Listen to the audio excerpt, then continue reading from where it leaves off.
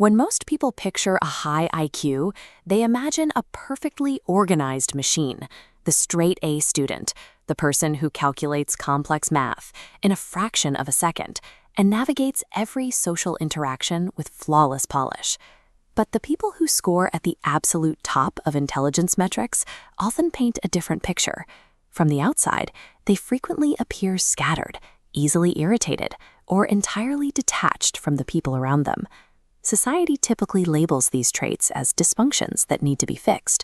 We tell these individuals they need to pay better attention, socialize more, and stop overthinking every minor detail. Yet clinical psychology identifies a specific pattern in these behaviors.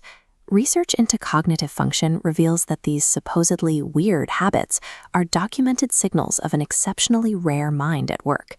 This persistent sense of being out of sync with society is the direct byproduct of a highly optimized cognitive architecture. You lose your keys. You miss basic appointments. You blank on yesterday's lunch. But when it comes to an obscure detail from a documentary you watched 4 years ago, you can recite it with perfect clarity. This illustrates selective attention allocation. The brain actively categorizes incoming data by complexity, sorting dense, meaningful information away from everyday routine. It's an aggressive editorial decision. The brain intentionally drops mundane details to protect limited cognitive resources, making space for intricate patterns. That same ruthless resource management creates an almost physical irritation towards slow processes, pointless meetings, or people who use 12 sentences to explain a 3-sentence idea. This diagram shows the source of that friction. High-speed pattern recognition allows the brain to simultaneously process a flawed current method alongside a vastly superior alternative. The irritation is the evidence of that gap. Forgetfulness and impatience are the operational costs of prioritizing high-level cognitive function over everyday routine. Consider how you solve problems. You likely find yourself speaking out loud, narrating decisions, and arguing through complex logic to an empty room. Research suggests this habit uses language as a physical cognitive tool.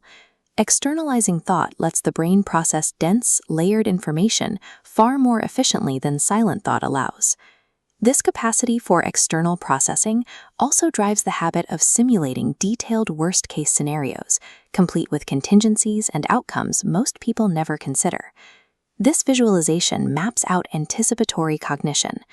Instead of general anxiety, the mind is running rapid risk assessment simulations, testing dozens of outcomes and collapsing dead ends to identify the safest route. Both talking out loud and catastrophizing are active, high-speed strategies. They are designed to solve problems and bypass threats before they materialize in reality. To maintain these intense processes, the rare mind requires strict environmental control. This often shows up as a delayed sleep phase, where peak creative flow hits around midnight. A highly active brain often demands a zero-interference environment to function at its ceiling. Those optimal conditions only arrive when the rest of the world finally goes quiet. That need for control extends to social spaces, manifesting as an intense preference for the unoccupied space of your own mind over external stimulation or small talk.